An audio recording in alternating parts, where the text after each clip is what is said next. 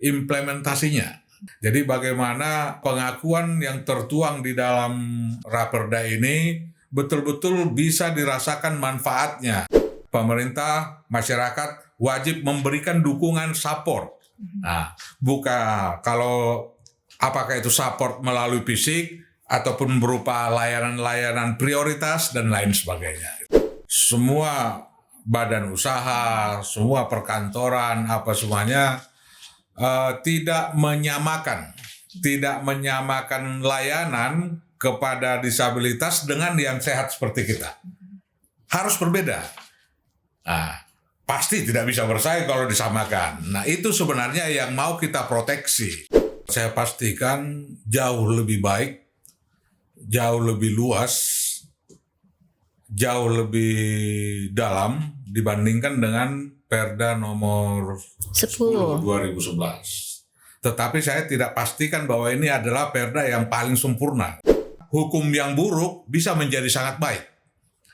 Nah, aturan-aturan yang tidak sempurna, bila pemerintah punya niat yang sungguh-sungguh untuk memberikan layanan yang terbaik kepada masyarakatnya, khususnya kepada disabilitas, maka itu pasti bisa terjadi.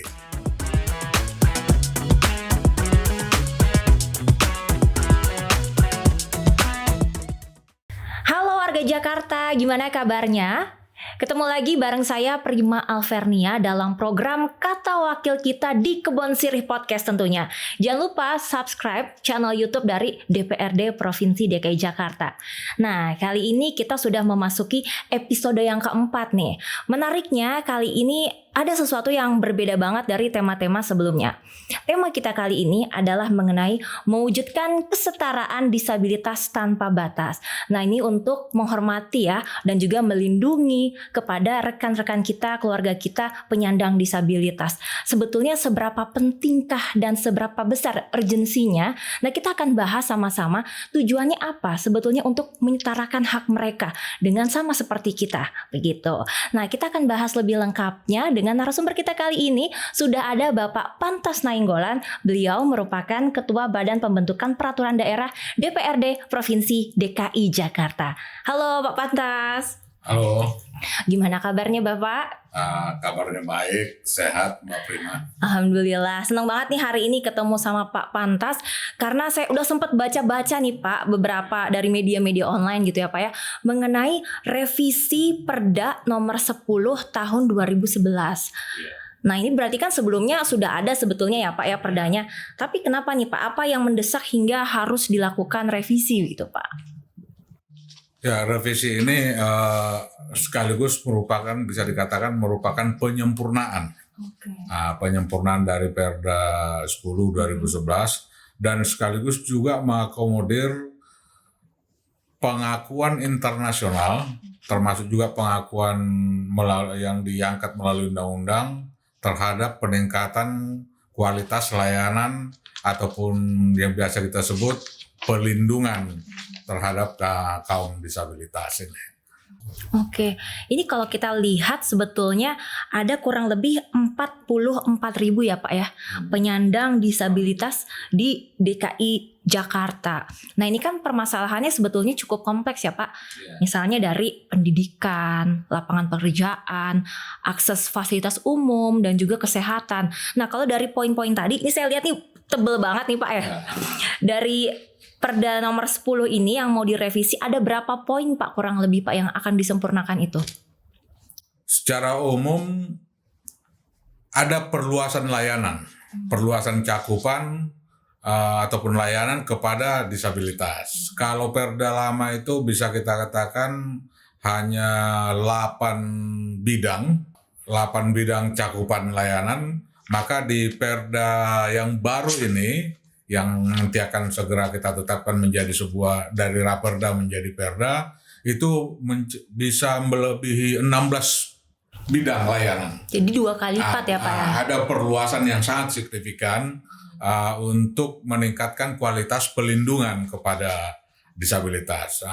Termasuk soal kata, kalau di Perda 10 2011 mempergunakan terminologi perlindungan, maka di Raperda yang baru ini kita mempergunakan kata pelindungan yang maknanya jauh lebih luas dari perlindungan.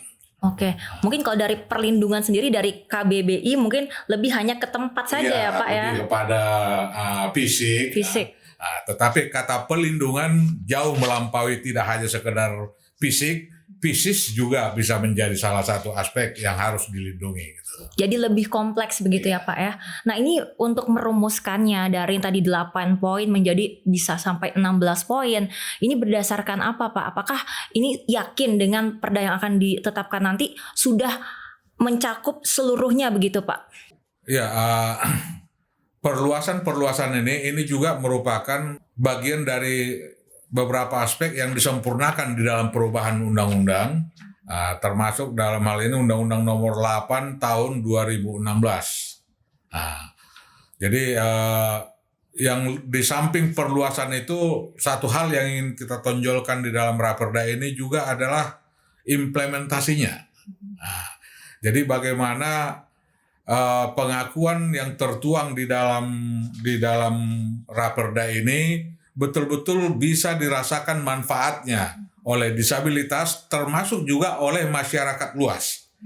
Karena di dalam Raperda ini bukan hanya kewajiban-kewajiban pemerintah semata yang kita tekankan, tapi juga masyarakat juga punya kewajiban untuk memberikan layanan-layanan yang memperluas kualitas layanan tersebut ke disabilitas tersebut.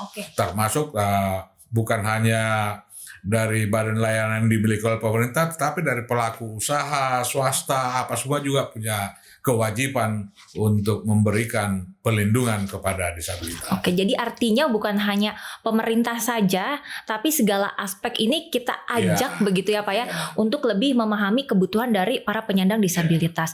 Nah kalau tadi Pak kan ada 16 bidang tuh kurang lebih ya Pak ya. Nah yang paling prioritas kira-kira yang mana Pak? Sebenarnya sih semua prioritas. Jadi kalau 8 bidang kemarin itu mungkin hanya di bidang pendidikan, di bidang kesehatan, di bidang lapangan kerja, transportasi dan lain-lain. Nah, sekarang ada menjadi 16 bidang yang dimiliki oleh pemerintah, termasuk di bidang olahraga, rumah susun, di pengelolaan jalan dan lain sebagainya. Nah, itu semuanya kita dorong, kita tekankan karena kita punya akses untuk mendukung layanan-layanan pemerintah DKI Jakarta kepada disabilitas, katakanlah melalui anggaran maupun melalui pembangunan, maka itu menjadi sesuatu yang harus ditingkatkan kualitasnya oleh pemerintah DKI Jakarta sehingga disabilitas mendapat kemudahan akses untuk bisa berjuang dalam rangka meningkatkan kesejahteraannya masing-masing. Dengan segala keterbatasan fisik yang mereka miliki, maka pemerintah, masyarakat wajib memberikan dukungan support. Nah, apakah itu support melalui fisik ataupun berupa layanan-layanan prioritas dan lain sebagainya. Oke, tadi kan kita mengundang baik pemerintah maupun swasta dan juga masyarakat untuk lebih memahami kebutuhan dari para penyandang disabilitas. Nah ini salah satunya ada kewajiban ya Pak ya, perkantoran baik pemerintah maupun swasta untuk mengakomodir penyandang disabilitas bekerja. Nah ini poinnya adalah pemerintah 2% dan swasta 1% ya Pak ya. Salah satu yang kita tekankan di sini adalah supaya semua badan usaha, semua perkantoran, apa semuanya tidak menyamakan layanan kepada disabilitas dengan yang sehat seperti kita. Harus berbeda. Nah, pasti tidak bisa bersaing kalau disamakan. Nah, itu sebenarnya yang mau kita proteksi melalui rumusan-rumusan yang kebijakan yang seperti itu. Katakanlah misalnya di rumah susun, ya harus ada tempat yang khusus dipersiapkan buat mereka. Apakah itu 2%, apakah apa?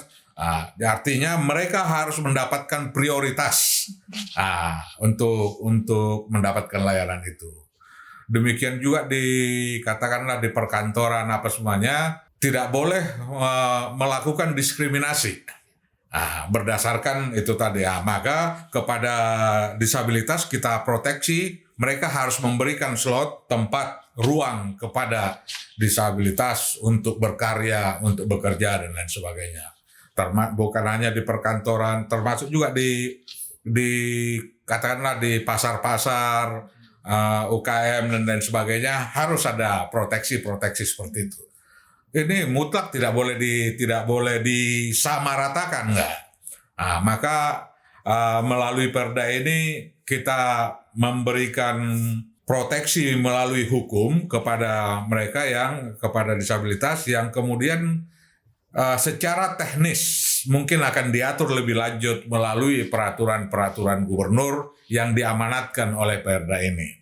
Dan untuk memberikan kepastian waktu, jaminan hukum bahwa itu akan ditindaklanjuti oleh gubernur, maka di dalam Raperda ini kita tetapkan dalam selambat-lambatnya 1 tahun peraturan-peraturan pelaksana dari apa yang sudah ditetapkan dalam peraturan daerah ini harus diundangkan. Waktunya 1 tahun ya Pak? Setelah Perda tersebut ditetapkan dan diundangkan. Baik, nah kita akan melihat ini Pak bersama-sama ya, warga Jakarta penyandang disabilitas. Bagaimana tanggapannya? Apakah betul pasal-pasal yang telah dibahas ini sudah dipastikan bisa mengakomodir baik penghormatan, pelindungan maupun pemenuhan hak bagi para penyandang disabilitas?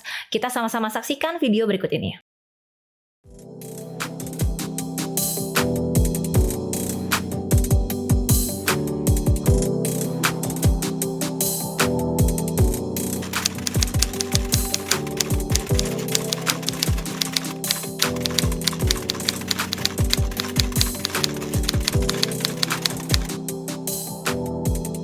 Ya, di pasal yang baru ini bukan hanya kuota saja yang diperhatikan, tetapi benar-benar baik mulai dari tesnya, karena kan kita ada merasakan diskriminasi di mana teman-teman yang netra itu mendapatkan psikotes yang harus menyelesaikan gambar. Tapi di pasal ini sudah mulai diperbaharui dan lebih tegas, dan juga yang namanya kuota itu betul-betul diberikan. Jadi kuota itu harus ada. Kalau dia misalnya hitungannya dari atau range-nya itu pendidikan, ya mungkin pendidikannya bisa tidak sesuai dengan usia. Karena kan ketika kita kuliah terus kita ada kecelakaan, bisa 3-4 tahun baru bisa boleh kembali. Dan di situ pasal-pasal ini menegaskan bahwasanya hak disabilitas itu lebih diperhatikan daripada yang lalu.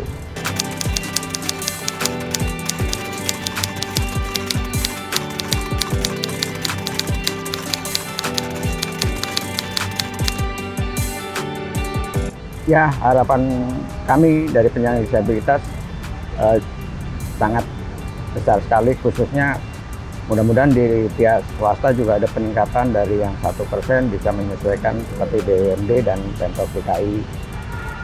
Sekiranya itu bisa dilaksanakan, teman-teman akan lebih banyak kesempatan untuk dapat bisa bekerja.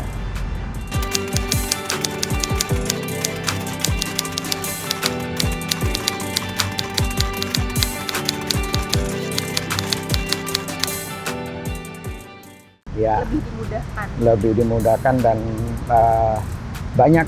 artinya banyak melibatkan disabilitas organisasi disabilitas agar dalam implementasinya tidak ada salah.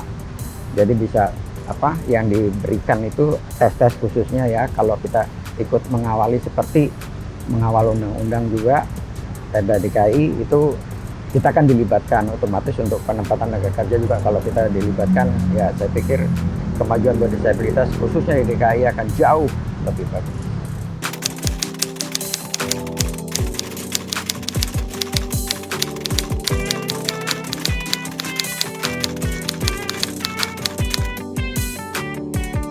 Harapan kami supaya betul-betul dari yang sampai di pihak kecamatan juga ada daycare, sehingga teman-teman yang membutuhkan khususnya dari kesehatan jiwa itu lebih terperhatikan dan ada kemajuan dalam penanganannya. Dan juga buat teman-teman yang disabilitas yang lain itu untuk berobat itu kan kadang lebih mudah diakses, dan sekarang juga sudah ada pendampingan mulai dari tempat tinggal sampai ke perawatan.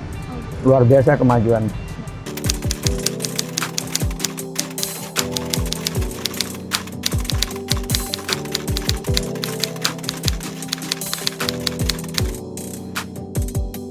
Harapannya hidup kita makin layak dan bisa berpartisipasi, bahkan dapat meningkatkan ekonomi bagi semua disabilitas.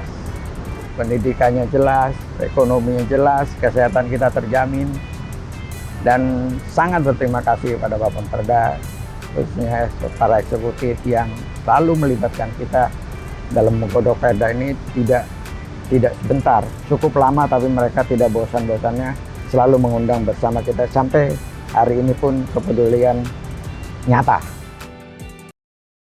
Ya Pak Pantas, tadi kita udah ngeliat tanggapannya, ini kalau saya tangkap cukup mengapresiasi ya Pak ya. Artinya ada perubahan yang besar sekali dari yang sebelumnya hingga dilakukannya revisi ini gitu. Hal terakhir tadi mengenai daycare nih Pak, yang menarik sekali buat dibahas. Inginnya di setiap level kecamatan sudah ada daycare, baik untuk panduan untuk psikis bagi yang disabilitas mental ataupun penyandang disabilitas lainnya. Nah ini bisa nggak Pak diakomodir untuk di setiap kecamatan ada? Raperda kita ini saya pastikan jauh lebih baik, jauh lebih luas, jauh lebih dalam dibandingkan dengan Perda nomor 10 2011. Tetapi saya tidak pastikan bahwa ini adalah perda yang paling sempurna. Pasti banyak juga kekurangan-kekurangannya. Maka salah satu hal yang ingin kita tonjolkan, yang ingin kita rumuskan di dalam raperda ini adalah perluasan layanan melalui daycare. Nah, seperti yang kita terima masukan dari organisasi-organisasi disabilitas, maka di dalam raperda ini kita usulkan supaya dia bisa diakomodir di setiap kecamatan ada. Harapan saya, harapan Bapak Perda yang sudah memformulasikan ini dalam raperda ini mendapatkan persetujuan dari Kementerian Dalam Negeri, karena setiap raperda memang harus difasilitasi oleh Kementerian Dalam Negeri.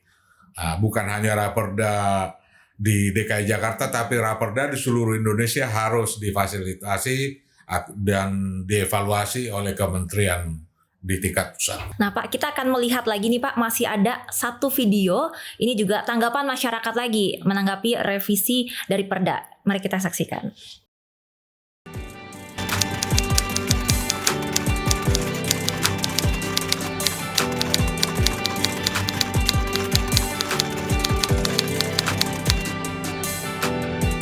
Ya, yang pastinya pasal tersebut sudah terakomodir yang mana di situ mengatur hak teman-teman untuk mendapatkan pelayanan transportasi, terus juga hak mereka berparkir untuk teman-teman motor roda 3, terus juga mengenai fasilitas parkir juga untuk teman-teman kebetulan yang membawa mobil, teman-teman disabilitas daksa, terus juga hak parkir juga untuk teman-teman disabilitas rungu. Itu semua terpenuhi, dan juga pelayanan untuk teman-teman disabilitas netra dan juga disabilitas mental. Itu semua memang di pasal-pasal tersebut itu sudah sesuai. Cuman memang pastinya ada kekurangan, pastinya ada yang masih banyak yang belum diatur. Nah ini pastinya akan diatur di dalam pergub. Contohnya misalnya kebutuhan teman-teman untuk mengakses kendaraan, misalnya mengenai angkot misalnya. Nah di situ saya sih berharap mudah-mudahan kalau untuk teman-teman yang low vision ada pembeda warna, karena memang kita khususnya teman-teman tunanetra yang low vision yang masih ada penglihatan itu biar lebih mudah, jadi nggak selalu minta tolong sama orang ketika dia naik, kok ini udah ada warnanya gitu kan gitu. Nanti disosialisasikan. Contohnya seperti itu. Terus nanti mengenai kendaraan bermotor ya harusnya juga nanti harus bisa kan kalau sekarang kan teman-teman kendaraan motor roda 3 kadang-kadang kalau dibilang motor tapi dia sendiri gede dan itu juga parkirnya juga bagaimana, dan kalau misalnya ternyata dibilang bukan bermotor ya itu kendaraan motor roda 2. Nah ini nanti harus ada pengakuan yang jelas bahwa kendaraan motor roda 3 ini ya motor gitu kan gitu, dan itu harus disesuaikan. Nah itu belum diatur di dalam perda. Nah ini yang nanti akan kita kejar.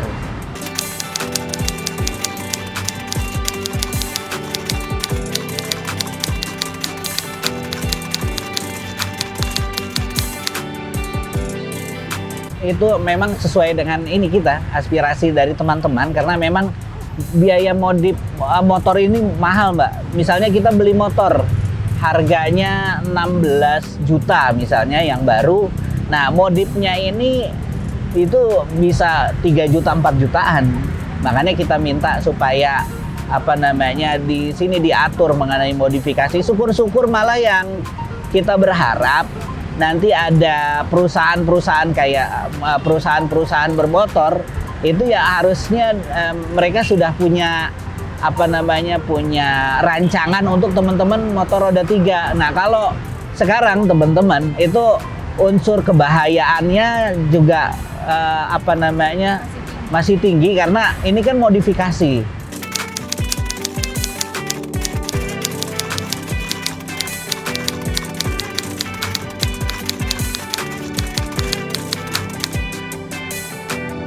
DDJ ini adalah merupakan salah satu lembaga yang nanti tugasnya itu salah satunya akan memonitoring,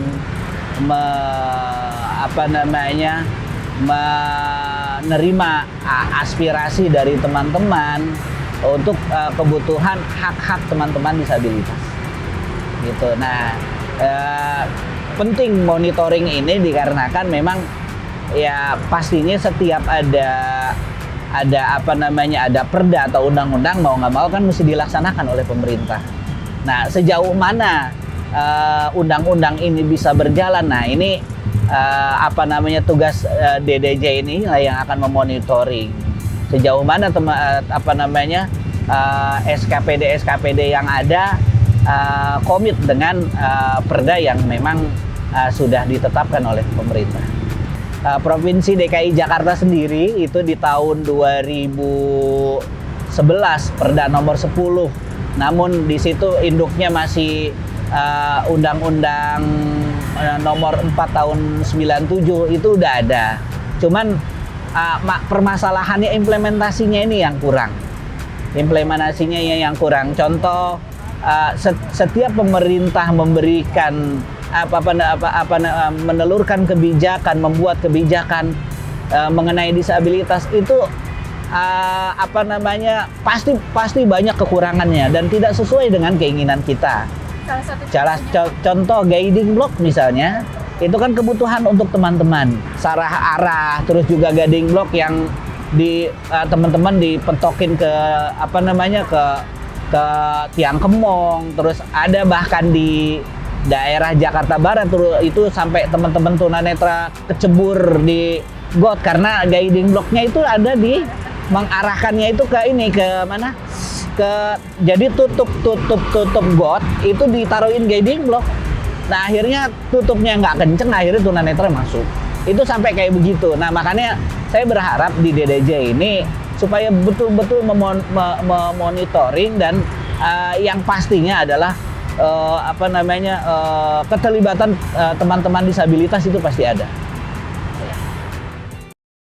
Wah Pak Pantas, ini kalau tadi lebih spesifik lagi nih, tadi soal kendaraan, terus juga bagaimana akses di jalanan, plus tadi juga membahas soal DDJ dan juga hasil dari Kemendagri. Ini yang pertama yang mau saya tanya ini Pak ya, hasil dari Kemendagri sendiri melihat dari rancangan revisi ini bagaimana Pak? Ada yang ditolak kah? kita sudah menerima hasil fasilitasi ke Kemendagri, dan dari hasil fasilitasi tersebut ada yang dievaluasi dan ada juga yang ditolak. Ada yang diperbaiki, ada yang ditolak. Salah satunya adalah tentang DDJ, Dewan Disabilitas Jakarta. Ditolak ya Pak ya? Ditolak, tetapi sebenarnya di dalam Undang-Undang Nomor 8 2016 mereka nyatakan bahwa fungsi DDJ ini sudah ada di dalam Komite Nasional Disabilitas. Jadi itu tadi Undang-Undang Nomor 8 2016 itu sudah mengatur juga tentang adanya Komite Nasional Disabilitas, dan itu sudah dibentuk melalui peraturan presiden, melalui Perpres. Nah, saya tidak tahu, dan harapan saya Komite Nasional Disabilitas di tingkat pusat ini akan diturunkan ke daerah-daerah sebagai pengganti daripada DDJ ini. Sehingga DDJ sebagai representasi organisasi difabel ini bisa terwakili dalam perumusan, perencanaan maupun di dalam pelaksanaan setiap peraturan-peraturan. Oke, artinya tadi ditolak ada alasannya ya Pak ya, karena ternyata mungkin kesamaan fungsi ini dari Komisi Nasional Disabilitas ya Pak ya, sedang dituangkan juga dalam Perpres juga ya Pak ya. Iya, sudah dibentuk. Sudah dibentuk melalui Perpres. Nah ini harapannya dari yang tingkat nasional tadi bisa diturunkan ke tingkat daerah, khususnya DKI Jakarta ya Pak ya. Di pusat aja, tetapi di daerah, di kota kabupaten juga harus ada. Nah ini gimana Pak solusinya? Akankah ada? Apakah sudah ada komunikasi? Dijanjikan akan ada di level sebenarnya Jakarta? Yang mau kita respon melalui usulan DDJ. Itu yang mau kita respon melalui usulan DDJ, sehingga setiap daerah punya tanggung jawab untuk memberikan layanan, meningkatkan kualitas layanan melalui komunikasi yang intensif dengan organisasi penyandang disabilitas ini. Jadi bukan suara orang-orang yang mewakili mereka, tapi mereka lah yang mewakili mereka. Nah, sehingga kebijakan-kebijakan itu, apakah itu kebijakan gubernur, kebijakan kepala daerah, bupati, wali kota, itu betul-betul sinkron dengan kebutuhan mereka. Jadi bukan kita yang menentukan apa yang terbaik bagi mereka, tapi mereka lah yang mengetahui apa yang terbaik bagi mereka. Dan DDJ ini harapan kita menjadi wadah untuk itu. Tadi mengenai kendaraan gitu ya Pak ya, akses untuk fasilitas umum misalnya untuk menyeberang atau motor yang dimodifikasi, kemudian trotoar jalan. Ini kalau trotoar sih ya Pak ya, bukan hanya penyandang disabilitas, kita aja yang normal susah kalau mau jalan gitu, apalagi yang penyandang disabilitas. Nah ini tanggapannya gimana Pak? Sudah tertuang belum Pak mengenai poin-poin tadi? Itu sebenarnya sudah tertuang, tetapi kita masih menemukan fakta-fakta asal ada. Ya, seperti tadi yang disampaikan untuk yang tunanetra, katakanlah di trotoar ada. Tapi ada tiang gitu. Ada jalan, ternyata di depannya ada tiang listrik. Nah, artinya ya asal ada doang gitu. Jadi belum tidak tercermin, tidak ada niat yang tulus dalam memberikan layanan itu. Nah, saya pikir itu yang tadi saya sampaikan, saya tekankan juga, bukan hanya secara faktual ada, tetapi kualitas daripada itu harus betul-betul meningkat gitu. Gitu. Jadi kalau di perangkat pemerintah daerah itu terus kita tekankan perbaikannya, dan ya baik secara kuantitas maupun secara kualitas terus dilakukan, dan mudah-mudahan katakanlah di Dinas Bina Marga yang bertanggung jawab di masalah trotoar ini betul-betul memperhatikan itu. Nah, termasuk juga misalnya sekarang di hampir semua JPO yang terbangun mulai tahun 2021 itu sudah dilengkapi dengan fasilitas lift. Iya, betul. Itu sudah mulai. Dan semua JPO yang sudah Kursi ada, roda juga yang ya, Pak, belum ada fasilitas liftnya, ke depan pasti akan di apa semua. Nah, demikian juga layanan-layanan di bidang lain, termasuk juga di kendaraan-kendaraan, termasuk juga harapan tadi yang disampaikan, mungkin bisa ditindaklanjuti oleh pemerintah, bagaimana supaya pelaku-pelaku usaha bisa memberikan dukungan, katakanlah untuk modifikasi kebutuhan penyandang disabilitas ini. Bila perlu pemerintah DKI Jakarta bisa memberikan subsidi kepada mereka yang berniat untuk memberikan dukungan terhadap layanan kepada disabilitas. Katakanlah tadi kita mendengar biaya untuk modifikasi cukup tinggi. Nah, melalui kerjasama antara pemerintah dengan pelaku usaha dalam rangka memberikan layanan yang terbaik kepada disabilitas, saya pikir ya bisa aja subsidi gitu. Nah, artinya jangan sekali-kali pemerintah berbisnis dengan masyarakatnya, itu tidak boleh.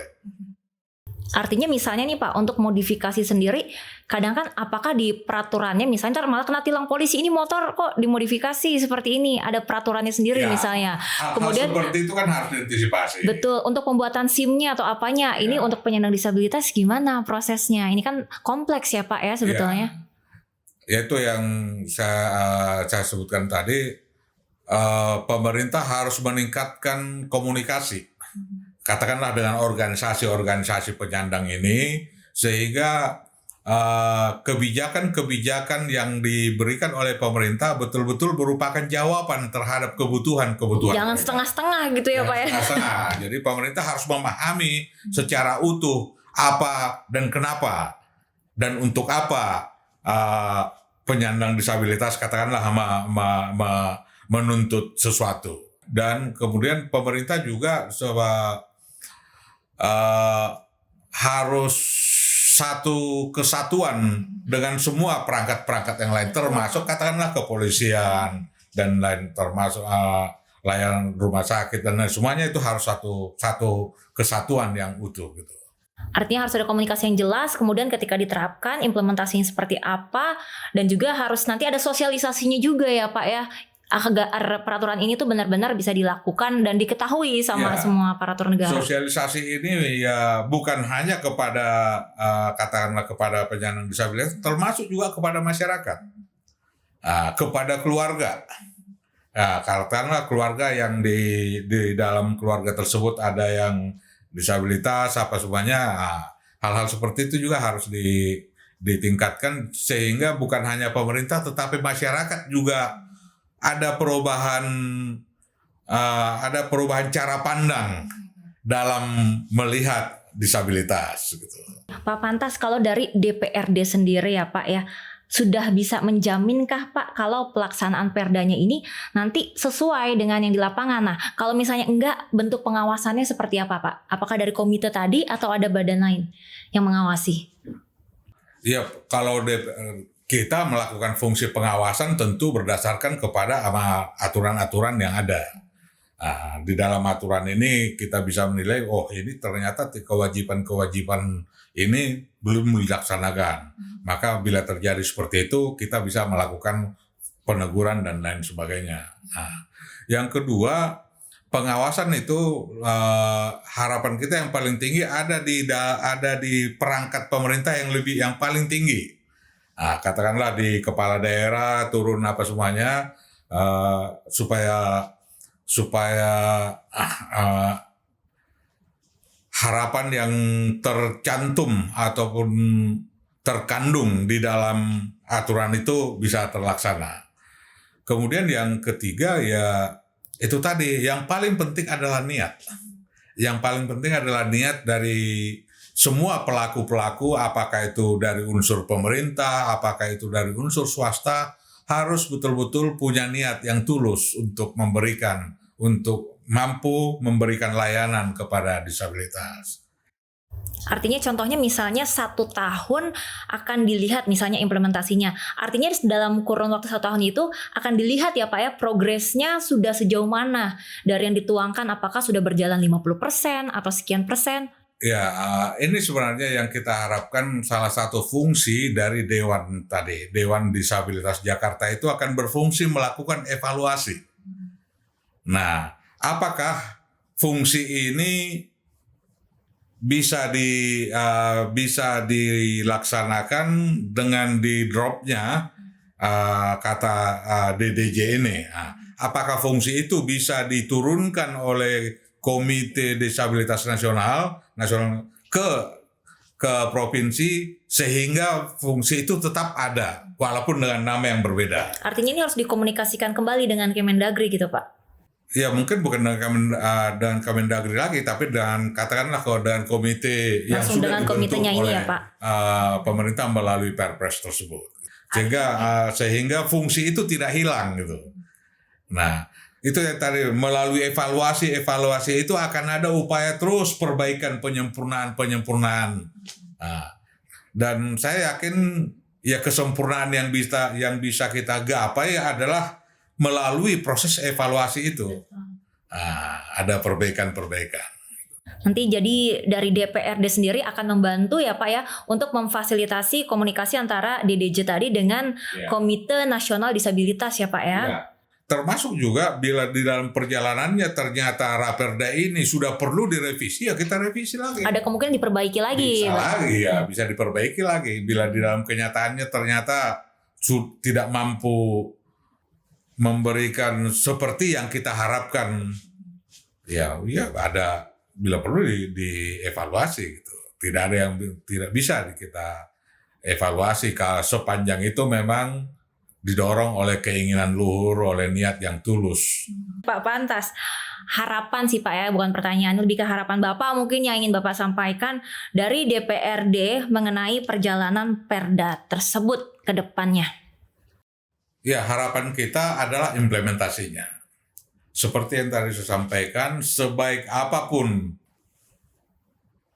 makna yang terkandung maupun yang tercantum di dalam Perda ini, kalau semangat pelakunya ogah-ogahan apa sebagainya, maka tidak akan ada gunanya gitu. Nah, tetapi dengan niat yang baik, dengan niat yang tulus, maka kekurangan dalam Perda ini akan bisa tertutupi melalui implementasi yang nyata gitu. Nah, maka oleh karena itu ya harapan kita ya kepada semua pemangku kepentingan dia bisa memberikan dedikasi yang terbaik untuk masyarakat DKI Jakarta, termasuk di dalamnya ada perhatian lebih kepada disabilitas. Baik, terima kasih banyak Pak Pantas Nainggolan, Ketua Bapemberda DPRD Provinsi DKI Jakarta untuk waktunya. Ya, itu tadi perbincangan kita kali ini dari Pak Pantas sendiri menyampaikan bahwa yang paling penting adalah implementasi ini menjadi kunci utama, yakni esensi dari revisi yang dilakukan, bukan hanya sebagai eksistensi saja. Semoga kita bisa mengawal bersama-sama jalannya Perda nantinya setelah disahkan dan bisa dinikmati oleh rekan-rekan kita para penyandang disabilitas. Terima kasih warga Jakarta sudah menyaksikan.